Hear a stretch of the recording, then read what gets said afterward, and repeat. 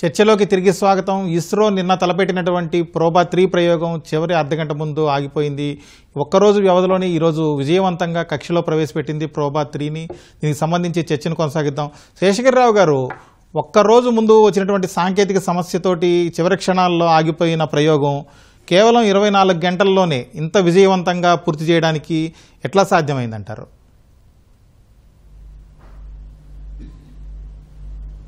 నిన్న మనం మాట్లాడుకున్నప్పుడు దాదాపు ఒక అరగంట ముందు వాయిదా పడింది.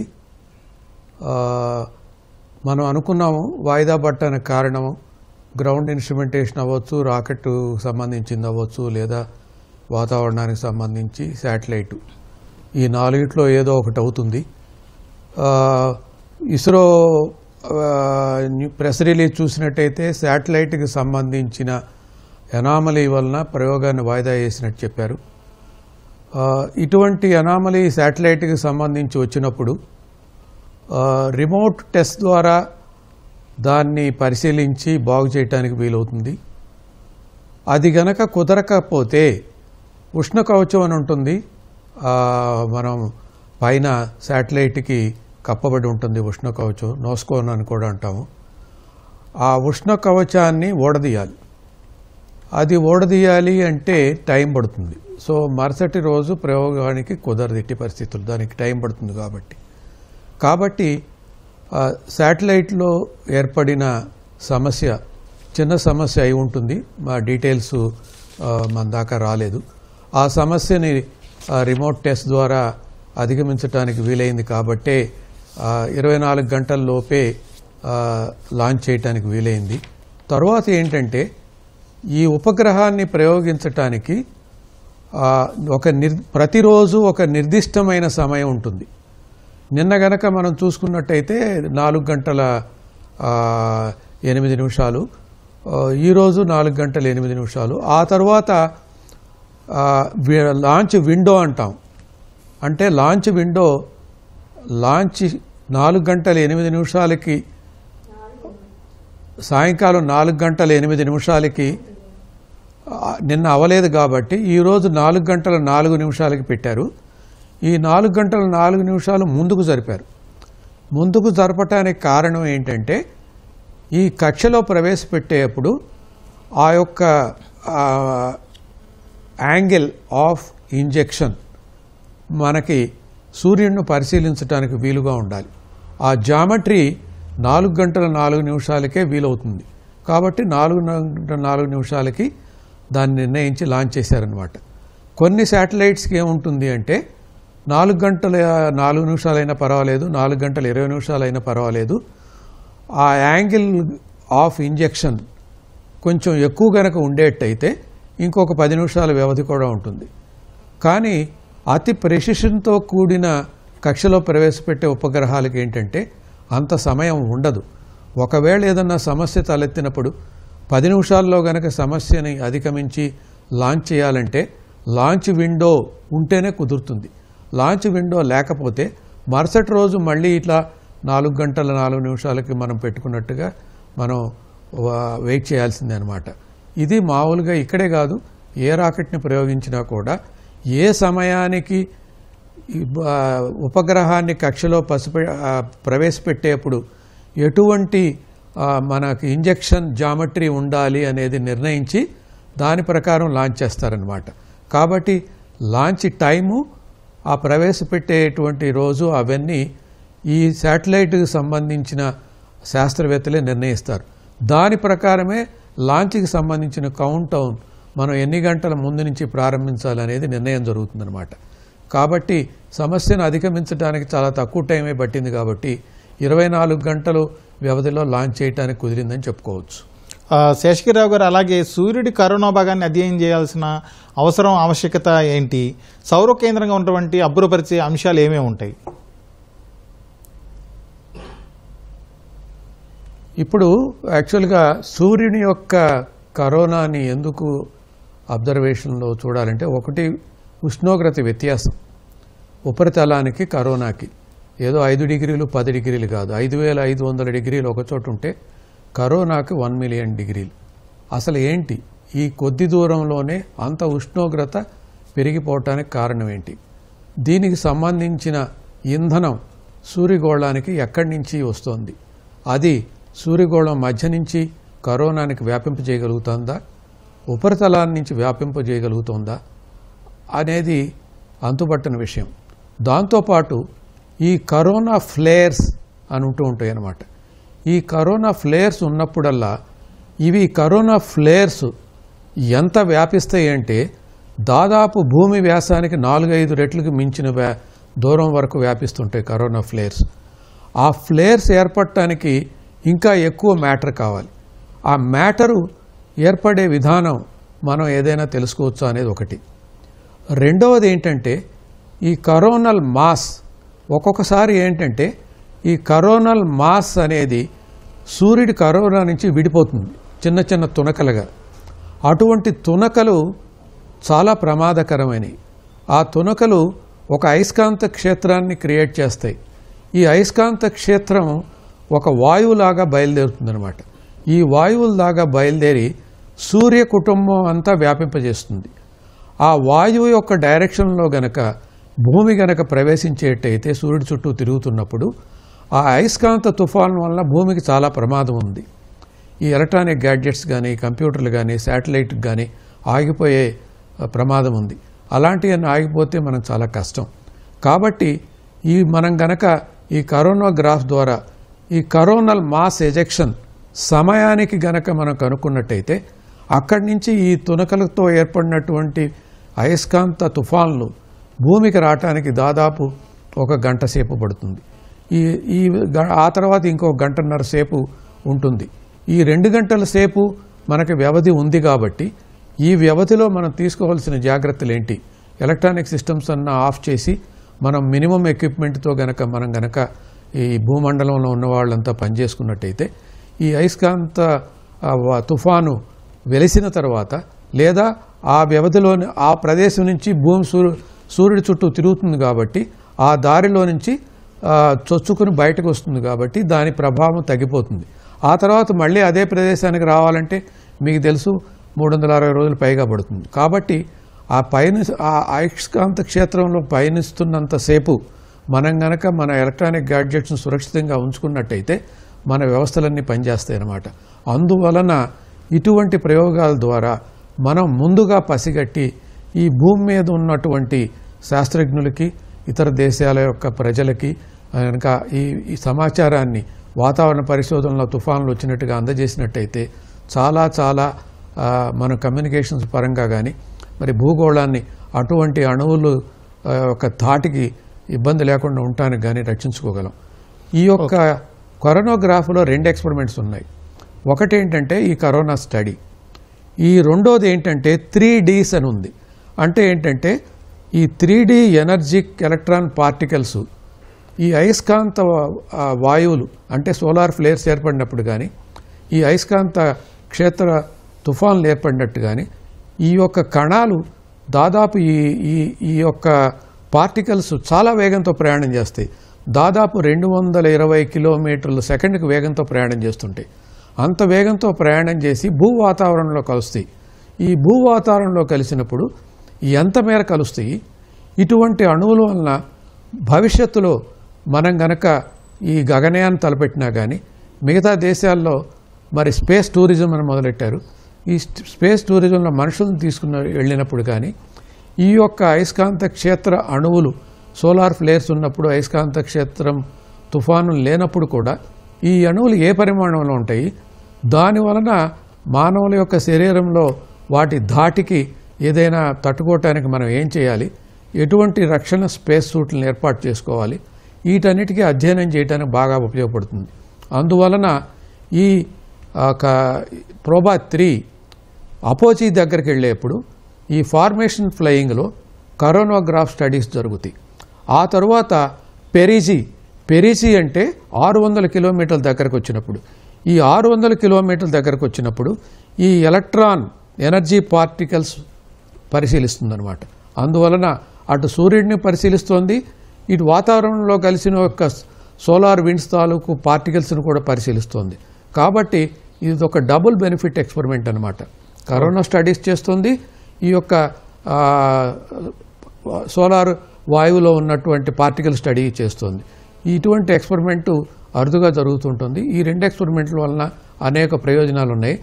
ఇది ఇప్పుడే ఫార్మేషన్ చేయరనమాట. 1 నెల తర్వాత, అంటే కక్ష సరిగ్గా ఉందా అనుకున్న తర్వాత, అన్ని పరికరాలు సరిగ్గా పనిచేస్తున్న తర్వాత 1 నెల తర్వాత విడివడి అప్పుడు 150 కిలోమీటర్ల దూరంలో ఫార్మేషన్ ఫ్లయింగ్ పెట్టి అప్పుడు ఈ కరోనోగ్రాఫ్ కానీ కృత్రిమ సూర్యగ్రహణాన్ని కానీ స్టడీ చేయడానికి వీలవుతుందన్నమాట. ఈ లోపల అన్నీ చెక్ చేసుకుంటూ ఉంటారు. బాలాజీ గారు, ఇప్పుడు 2 ఏళ్ల జీవితకాలం ఉండి ఈ ప్రోబా-3 ఈ సమయంలో అధ్యయనాన్ని పూర్తి చేసే అవకాశం ఉంటుందా? ఒకవేళ అధ్యయనానికి అదనపు సమయం అవసరమైతే పరిస్థితి ఏంటి? అంటే మామూలుగా ఏ ఎక్స్పెరిమెంట్ అయినా కానీ దాని యొక్క అవధి అనేది నిర్ధారింపబడినప్పుడు ఇప్పుడు నిర్ధారించుకున్నది 2 సంవత్సరాలు అనేది. కానీ ఆ యొక్క లైఫ్ టైం అనేది పెరిగేదానికే ఎక్కువ అవకాశం ఉంటుంది. ఇప్పుడు ఫర్ ఎగ్జాంపుల్ ఒకటి తీసుకుంటే 2001లో ప్రయోగించినటువంటి ప్రోబా-1 అనేది ఏదైతే ఉందో అది దాదాపు 20 సంవత్సరాలు పనిచేసేది. అంటే దాని యొక్క లైఫ్ టైం వాళ్ళు అనుకున్నది 2 సంవత్సరాలు మాత్రమే. సో కాబట్టి ఈ యొక్క 2 సంవత్సరాల సమయం ఏదైతే ఉంటుందో ఆ 2 సంవత్సరాల సమయం లోపల ఏదైతే స్టడీని వీళ్ళు అనుకున్నారో అది పూర్తి చేయగలుగుతుంది. ప్లస్ అది కాకుండా మనకు మరింత సమయం కూడా ఇది సేవలు అందించడానికి సిద్ధంగా ఉంటుంది. అంటే మనకు అంతరిక్షంలో ఉన్నటువంటి యొక్క వాతావరణము, అదేవిధంగా సూర్యుని యొక్క వేడి వాతావరణం ఇవన్నీ తట్టుకొని నిలబడుకునే విధంగా ఈ యొక్క పరికరాన్ని తయారు చేసి ఉంటారు. కాబట్టి ఖచ్చితంగా మనకు ఇది 2 సంవత్సరాల కంటే ఎక్కువగానే మనకు సేవలను అందించగలుగుతుంది.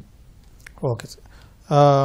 అలాగే వినీల్ గారు, ఇప్పుడు ఈ ప్రోబా-3 భవిష్యత్తులో పాత ఉపగ్రహాలకు ఇంధనాన్ని నింపడం, అలాగే ఇతర గ్రహాల నుంచి నమూనాలు తీసుకురావడానికి ఉపయోగపడుతుంది అంటారు. దాని ఏంటి, ఆ విశేషాలు ఏంటి?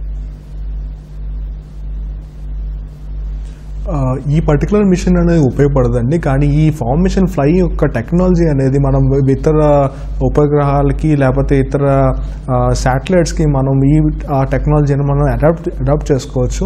ఈ పర్టికులర్ ఫార్మేషన్ ఫ్లయింగ్ ఒక టెక్నాలజీ మొత్తం ప్రపంచంలోనే మొట్టమొదటిగా ఈసా వాళ్ళు తయారు చేసి ఇప్పుడు ప్రయోగిస్తున్నారు కూడా.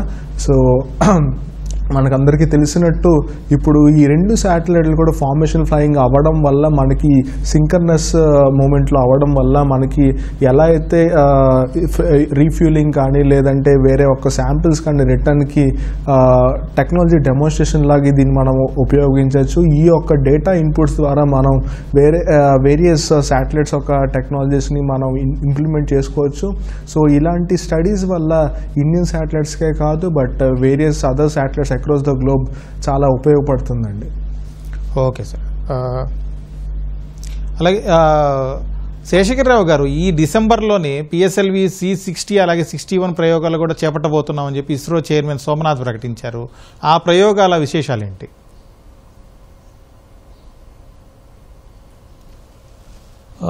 దీని తర్వాత చైర్మన్ అడ్రస్ ఇందాక విన్నాం కదా అందరూ. ఆయన ఏం చెప్పారంటే PSLV C60 ప్రయోగం ఉంటుంది అని చెప్పారు. మీరు ఇస్రో వెబ్సైట్లో చూసినట్టయితే PSLV C60 ప్రయోగం స్పేడెక్స్ అనే ప్రయోగానికి సిద్ధం చేస్తున్నట్టుగా రాస్తున్నారు. స్పేడెక్స్ అనేది కూడా జంట ఉపగ్రహాల ప్రయోగం. దాంట్లో డాకింగ్ని ఇస్రో సైంటిస్టులు ఎక్స్పెరిమెంటల్గా ప్రయత్నిస్తున్నారన్నమాట. అంటే 2 ఉపగ్రహాలు విడివిడిగా పయనిస్తున్నప్పుడు వెనక ఉన్న ఉపగ్రహాన్ని చేజర్ అంటారు, ముందు ఉన్న ఉపగ్రహాన్ని టార్గెట్ అంటారు.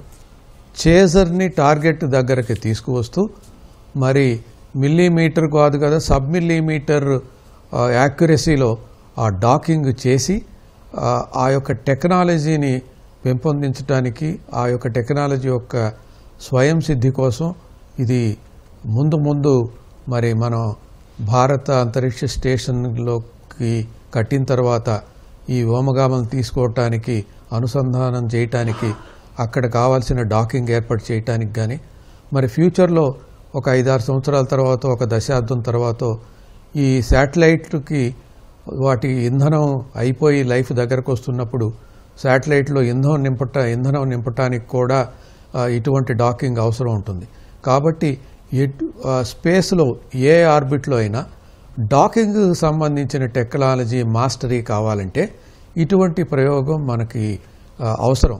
సో ఇస్రో శాస్త్రజ్ఞులు రాబోయే లాంచ్లో ఇటువంటి డాకింగ్ ఎక్స్పెరిమెంట్ చేస్తున్నారు అంటే ఇది ఎంతో ఉపయోగకరమైంది.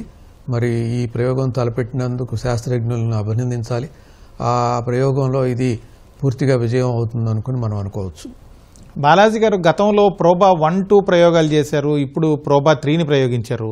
వాటికి ఈ ప్రోబా 3కి మధ్య ఉన్నటువంటి తేడాలేంటి? ప్రోబా 1 అనేది ముఖ్యంగా ఎర్త్ అబ్జర్వేషన్ కోసము చేయబడినటువంటి ప్రయోగం అన్నమాట. అందులో మెయిన్ గా మనకు భూమికి సంబంధించినటువంటి పరిశోధనలు ఏవైతే ఉన్నాయో వాటి కోసమే ఉద్దేశింపబడినది. అదే మనము ప్రోబా 2 అనేది తీసుకుంటే అది ప్రవేశపెట్టబడింది మనకు సన్ సింక్రోనైజ్ ఆర్బిట్ లో, ప్లస్ ఇది సౌర పరిశోధనల కోసం ఉపయోగించబడినది. ఇది మనకు 2009లో ప్రయోగించారన్నమాట. ఇప్పుడు ఇదే ప్రోబా 3 అనేది మనకు ఒక స్పెషల్ ఎక్స్పెరిమెంట్. అది ఇప్పుడు మనము శేషగిరిరావు గారు చెప్పినట్టు ఇది ఒక డబుల్ సెట్. ఈ యొక్క డబుల్ సెట్ లో మనకి ఏమైతే ఉందో ఈ యొక్క ఆర్టిఫిషియల్ సోలార్ ఎక్లిప్స్ ఏదైతే క్రియేట్ చేసి మనము పర్టికులర్ గా ఈ యొక్క కరోనల్ స్టడీ, సన్ యొక్క కరోనాగ్రాఫ్ ఏదైతే ఉంటుందో ఆ కరోనా గురించి ముఖ్యంగా ఎందుకు ఆ ఉష్ణోగ్రతలలో తేడా ఉంది, అదేవిధంగా మనకు ఆ యొక్క సోలార్ విండ్స్, అదేవిధంగా ఈ యొక్క సోలార్ విండ్స్ అనేవి ఏ విధంగా మనకు అర్త్ మ్యాగ్నెటిక్ ఫీల్డ్ ని ఇంటర్ఫియర్ చేస్తూ ఉన్నాయి, వీటికి సంబంధించినటువంటి స్టడీ కోసం మనకు ఉద్దేశించబడినది ఈ యొక్క ప్రోబా 3 అనేది. Okay sir. అలాగే వినీల్ గారు, ఇప్పుడు ఎక్స్పోజ్ శాట్ గతంలో ప్రయోగించారు, ఆదిత్య L1, ఇప్పుడేమో ప్రోబా శాట్. వీటన్నింటి సమాచారం ఆధారంగా సూర్యుడి గురించి ఏ ఏ విశేషాలు మనకు తెలిసే అవకాశం ఉంది? మనకి ఆదిత్య అల్వేర్ మిషన్ తీసుకుంటే అది లగ్రేంజ్ 1 పాయింట్లో మనం అది పంపించామండి. సో లగ్రేంజ్ 1 పాయింట్లో వెళ్ళినప్పుడు మనకి సూర్యుడు యొక్క ఇన్నర్ మాస్ ఎలా ఉంది అండ్ యాక్చువల్గా కాంపోజిషన్ ఎలా ఉంది అనేది మనకు తెలుస్తుంది. అలాగే ప్రోబా 3 మనం మిషన్ తీసుకుంటే ఆ ప్రోబా 3 అనేది మనకి కొరానల్ మాస్ ఎజెక్షన్ గురించి కానీ, సోలార్ ఫ్లేస్ గురించి కానీ, దాని నుంచి వెలువడే యొక్క ఉష్ణోగ్రతల టెంపరేచర్ డిఫరెన్స్ గురించి కానీ మనకు ప్రోబా 3 మిషన్ ద్వారా తెలుస్తుందండి. సో ఇవి మెయిన్ డిఫరెన్సెస్ అండి. సో బేసిక్గా మనం ఆదిత్య L1 మిషన్ మనది ఇంకా వెళుతుంది. అది యాక్చువల్గా అయితే సూర్యుడికి అత్యంత సమీపంగా లాంచ్ చేయబడినది. సో అది మనకి ఇంకా ఎక్కువ డేటా అనేది తెలుస్తుంది. ఇది ప్రోబా 3 మిషన్ మాత్రం స్పెసిఫిక్గా ఈ యొక్క కరోనల్ ఫ్లేస్ గురించి అండ్ కరోనోగ్రఫీ గురించి తెలుసుకోవడానికి ఈ పర్టికులర్ మిషన్ అనేది చేస్తుందండి. శేషగిరిరావు గారు, ఇప్పుడు యూరోపియన్ స్పేస్ యూనియన్ అంటే యూరోపియన్ దేశాలు చాలా అడ్వాన్స్డ్గా ఉంటాయి అన్ని రకాలుగా. అలాంటి దేశాలు ఇస్రో మీద ఆధారపడి ఇస్రో ద్వారా ఈ ప్రయోగం చేయడానికి కారణాలు ఏంటి? ఇస్రో వద్ద ఉన్నటువంటి సాంకేతికత, అలాగే ప్రయోగాల విషయంలో సత్ఫలితాలు ఏ విధంగా ఉన్నాయి, వాటి గురించి డీటెయిల్స్ ఏంటి?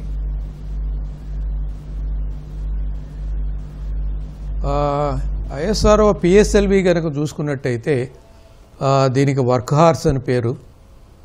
దీనికి ఈ యొక్క PSLV యొక్క గొప్పతనం ఏంటంటే ఇది ఫ్లెక్సిబుల్ కాన్ఫిగరేషన్. ఫ్లెక్సిబుల్ కాన్ఫిగరేషన్ అంటే ఇందాక మనం అనుకున్నాం, ఆ ప్రథమ దశలో దాని చుట్టూతో 6 చిన్న మోటార్లు ఉన్నాయి. 6 చిన్న మోటార్లు అన్నీ తీసేసి కూడా ప్రయోగించవచ్చు. దానివల్ల మనం తీసుకెళ్లే శాటిలైట్ వెయిట్ తగ్గిపోవచ్చు. కానీ 6 మోటార్లు లేకుండా చేస్తే అది కోర్ ఎలోన్ అంటారు. అలా కాకుండా 6 చిన్న మోటార్లు, ఏది S139 చుట్టూతో ఉన్నాటికి, అది కాకుండా 4 మోటార్లతో కూడా చేయొచ్చు, 6 మోటార్లతో కూడా చేయొచ్చు. కాబట్టి అక్కడే మనకు కాన్ఫిగరేషన్లో 3 తేడాలు ఉన్నాయి. ఆ తరువాత 4వ స్టేజ్కి వచ్చినట్టయితే ఆ 4వ స్టేజ్లో ఒకసారి మోటార్ స్టార్ట్ చేసిన తర్వాత ఒక శాటిలైట్ను ఒక ఆర్బిట్లో పెట్టి మొదటి శాటిలైట్కి ఒక ఆల్టిట్యూడ్ అనుకుని రెండో శాటిలైట్కి వేరే ఆల్టిట్యూడ్ అనుకుంటే మనం మోటార్ని 4వ దశలో ఉన్న మోటార్ని మండించిన తర్వాత ఒక శాటిలైట్ వదలటానికి ఆపేసి శాటిలైట్ని ఇంజెక్షన్ చేసిన తర్వాత మళ్ళీ మోటార్ని ఆన్ చేసి వేరే ఆల్టిట్యూడ్లో రెండో శాటిలైట్ని కూడా ప్రయోగించవచ్చు. అలా చేస్తున్నారు. కాబట్టి ఏంటి దీని ఉద్దేశం? అందులో మోటార్ని ఆన్ అండ్ ఆఫ్ చేసుకోవచ్చు. అది చాలా క్లిష్టమైన ప్రక్రియ అన్నమాట. దానిలో కూడా ఇస్రోకి ప్రావీణ్యత ఉంది. దానితో పాటు ఎవరైనా వచ్చి మాకు ఇన్ని కేజీల శాటిలైటే ఉందండి అంటే 4వ స్టేజిలో నింపే ఇంధనాన్ని తగ్గించి వాళ్ళకు కూడా సౌకర్యం కల్పించవచ్చు. ఆ తరువాత మీరు ఈ ఆర్బిట్ చూసినట్టయితే పిఎస్ఎల్వి రాకెట్ కూడా మొదటిసారి 600 కిలోమీటర్లు ఇంటూ 60 కిలోమీటర్లు ప్రయోగించడం అనేది మొదటిసారి. కాబట్టి మీరు ఒక్కసారి ఆలోచించండి, ఈ యొక్క రాకెట్ పనిచేయాలంటే ఆన్బోర్డ్ సాఫ్ట్వేర్ అని ఉంటుంది. ఈ ఆన్బోర్డ్ సాఫ్ట్వేరు స్ట్రాపాన్స్ లేకుండా ఒకసారి, స్ట్రాపాన్స్ 4 ఉంటే ఒకసారి, స్ట్రాపాన్లు 6 ఉంటే ఒకసారి, మరి 4th స్టేజ్ 2 సార్లు మండించాలంటే ఒక రకంగాను, తక్కువ ఇంధనంతో ఒక రకంగాను, ఆ తరువాత ఇట్లా 60,000 కిలోమీటర్లు అంటే ఒక రకంగాను, దీన్నే మన జియో శాటిలైట్ కూడా వాడుకోవచ్చు. ఈ రకంగా పర్మిటేషన్లు కాంబినేషన్లు చూసుకుంటే చాలా వస్తాయి. దీనికి సంబంధించిన సాఫ్ట్వేర్ ఆన్ బోర్డ్ ప్రతి లాంచ్కి ఒక డిఫరెంట్ సాఫ్ట్వేర్ వస్తుందన్నమాట. ఎందుకంటే కాన్ఫిగరేషన్ తేడా, ఆర్బిట్ తేడా, లోడింగ్ తేడా చాలా ఉన్నాయి కాబట్టి ఈ యొక్క సాఫ్ట్వేరు ప్రతిసారి కొత్తది తయారు చేసినప్పుడు లేదా ఉన్నదాన్ని మాడిఫై చేసినప్పుడు ఈ టెస్టింగ్ సీక్వెన్స్ అనేది చాలామంది అంటారు, ఏమండి మాకు ఒక ఎక్స్పెరిమెంటల్ ఫ్లైట్ ఇవ్వండి, ఎక్స్పెరిమెంటల్ ఫ్లైట్ తర్వాత మేము ఇవన్నీ కరెక్ట్ చేసుకుని బాగుందనుకుంటే మీ శాటిలైట్ తీసుకుని లాంచ్ చేస్తామని. కానీ ఎక్స్పెరిమెంటల్ ఫ్లైట్కి చాలా ఖర్చుతో కూడిన వ్యవహారం. భారతీయులు ముఖ్యంగా ఇస్రో శాస్త్రవేత్తలు సిమ్యులేషన్ ద్వారానే ఇటువంటి ప్రక్రియలు 0% ఎర్రర్తో ఆన్బోర్డ్ సాఫ్ట్వేర్ని తయారు చేసి కావలసినట్టుగా ఇవ్వటానికి తక్కువ వ్యవధిలో ఇవ్వగలరు. నాకు తెలిసి ప్రపంచ దేశాల్లో ఇలాంటి వేరియన్స్ ఉన్న రాకెట్లు చాలా తక్కువ ఉన్నాయి, వేళ్ల మీద లెక్కట్టొచ్చు. ఇప్పుడు అలాన్ మాస్క్ 300 పైగా రాకెట్లు లాంచ్ చేసి ఉన్నాడంటే 300 మూసలో పోసినట్టుగా ఒకే కక్ష ఒకే విధమైనవి. ఇది అలా కాదు, మనం 40 లాంచ్ చేసినా కూడా లేదా 50 లాంచ్ చేసినా కూడా కనీసం 10 రకాల వేరియేషన్స్ ఉన్నాయి. ఈ 10 రకాల వేరియేషన్స్కి మనం సిమ్యులేషన్ ద్వారానే జీరో డిఫెక్ట్ సాఫ్ట్వేర్కి తీసుకొచ్చాం.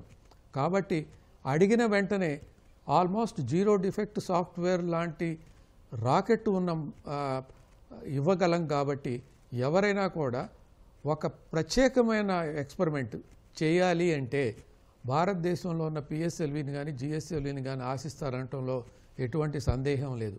మిగతా దేశాల్లో ఏంటంటే ఏదైనా కాంట్రాక్ట్, ఈ రాకెట్టు ఈసారి కక్ష మార్చాలంటే ఆన్బోర్డ్ సాఫ్ట్వేర్ తయారు చేయడానికి ప్రత్యేకంగా ఉన్న పార్టీ ద్వారా కానీ థర్డ్ పార్టీ ద్వారా కానీ చేయించి దాన్ని క్రమేణా టెస్ట్ చేసి సిద్ధం చేయాలంటే టైం పడుతుంది. వాటన్నిటిది ఖర్చుతో కూడిన వ్యవహారం. ఆ ఖర్చుతో కనుక కంపేర్ చేసినట్టయితే దాదాపు తక్కువ ఖర్చుతోనూ యూనిపిక్ ఎక్స్పెరిమెంట్ జీరో డిఫెక్ట్ దాన్ని లాంచ్ చేయడానికి వీలవుతుంది. కాబట్టి ఇటువంటి శాస్త్రజ్ఞులందరూ ప్రత్యేకమైన ఎక్స్పెరిమెంట్ ఉన్నప్పుడు భారతదేశాన్ని మరీ అడిగి లాంచ్ చేయించుకుంటారు అనుకోవటంలో ఎటువంటి సందేహం లేదు. బాలాజీ గారు, ఇప్పుడు ఈ ఇస్రో ద్వారా ప్రయోగించినటువంటి ప్రోబా 3 విజయంతో భవిష్యత్తులో మరిన్ని దేశాలు ఇస్రో మీద ఆధారపడడానికి ఈ విజయం ఎలా తోడ్పడే అవకాశం ఉంది? ఖచ్చితంగా ఈ విజయం అనేది ఇస్రోకి ఎంతో లాభాన్ని, అదేవిధంగా మరింత ప్రయోగాలు చేయడానికి, అదేవిధంగా మరిన్ని దేశాలు మనతో కొలాబరేట్ అయ్యి ఈ యొక్క జాయింట్ ప్రోగ్రామ్స్ లేదా వాళ్ళ యొక్క శాటిలైట్ లాంచ్ కి సంబంధించినటువంటి కొలాబరేషన్స్ తీసుకోవడానికి ఖచ్చితంగా వీలుంది. ఎందుకంటే ఈ యొక్క పర్టికులర్ ఎక్స్పెరిమెంట్ అనేది ఒక టిపికల్ లాంచ్ అనేది ఇంతకుముందు మన శేషగిరిరావు గారు చెప్పినట్టు ఈ యొక్క హీలియో ఆర్బిట్ ఏదైతే ఉంటుందో ఆ హీలియో ఆర్బిట్ లో ప్లస్ అదేవిధంగా మనకు ఉన్నటువంటి ఈ యొక్క పిఎస్ఎల్వి లాంచ్ వెహికల్ అనేది సార్ చెప్పినట్టు అది మనకు ఒక ఇంకా చెప్పాలంటే అస్త్రాలన్నింటిలోకి బ్రహ్మాస్త్రం అనేది ఎంత గొప్పదో ఆ విధంగా మనకు ఇస్రో దగ్గర ఉన్నటువంటి అత్యంత అద్భుతమైనటువంటి రాకెట్. అందులో మనకు ఒక లాంచ్ లో మనం ఏం చేయొచ్చంటే వివిధ కక్షలలో శాటిలైట్స్ ని ప్రవేశపెట్టగలిగే సామర్థ్యం ఉంది. కాబట్టి ఈ అడ్వాంటేజ్ వల్ల మనకు అనేక దేశాలు ఇంతకు ముందు కూడా మనకు భారతదేశాన్ని అప్రోచ్ అవ్వడం జరిగింది. అదేవిధంగా ఇంతకు ముందు కూడా భారతదేశాన్ని ఇంకా ఎక్కువగా అప్రోచ్ అయ్యి వాళ్ళ యొక్క శాటిలైట్స్ ఉపగ్రహాలు ఏవైతే ఉన్నాయో వాటిని వాళ్ళకు తగిన విధంగా కక్షల్లో ప్రవేశపెట్టడానికి ఇస్రోని వాడుకునే అవకాశము చాలా ఎక్కువ ఉందన్నమాట. అలాగే వినీల్ గారు, ఇప్పుడు ఈ దిగువ మధ్య కరోనా నడుమ ఉన్నటువంటి ఒక ప్రాంతంపైన దృష్టి పెట్టి ఈ ప్రోబా 3 అనేది ఓకే బాలాజీ గారు, ఈ దిగువ మధ్య కరోనా నడుమ ఉన్న ఒక ప్రాంతంపైన దృష్టి పెట్టి ఈ ప్రోబా 3 ఎలాంటి ఫలితాలను సాధించే అవకాశం ఉంది? దాని ద్వారా ఈ ప్రపంచానికి ఏ విధంగా ఉపయోగాలు ఉండబోతున్నాయి? ఇప్పుడు ముఖ్యంగా ఈ యొక్క కరోనాకి సంబంధించినటువంటి ఏదైతే మనకు ఈ యొక్క స్టడీ జరుగుతూ ఉందో, ఈ స్టడీ ముఖ్యంగా ఎందుకు ఇంపార్టెంట్ అంటే, ఫస్ట్ మనకు ఆ టెంపరేచర్ వేరియేషన్ ఏదైతే ఉంటుందో ఆ వేరియేషన్ ఒకటి, ప్లస్ మనకి ఈ సోలార్ విండ్స్ అనేవి చాలా హై పవర్ విండ్స్, ప్లస్ అవి ఈ యొక్క అదేవిధంగా ఈ యొక్క సోలార్ మాస్ ఎజెక్షన్స్ ఏవైతే ఉన్నాయో ఆ సోలార్ మాస్ ఎజెక్షన్స్ అనేవి కూడా భూమి యొక్క వాతావరణం మీద చాలా ప్రభావం ఓకే సార్. చూపిస్తాయి. సరే సార్. ఇస్రో పిఎస్ఎల్వి C-59 ద్వారా యూరోపియన్ స్పేస్ యూనియన్కు చెందినటువంటి ప్రోబా 3ని విజయవంతంగా ప్రయోగించింది. దీని ద్వారా కక్షలో కృత్రిమ సూర్యగ్రహణాలను సృష్టించి కరోనాకు సంబంధించి సూర్యుడికి సంబంధించిన అనేక విశేషాల మీద పరిశోధనలు చేయబోతోంది. ఇది ప్రత్యేక చర్చా కార్యక్రమం.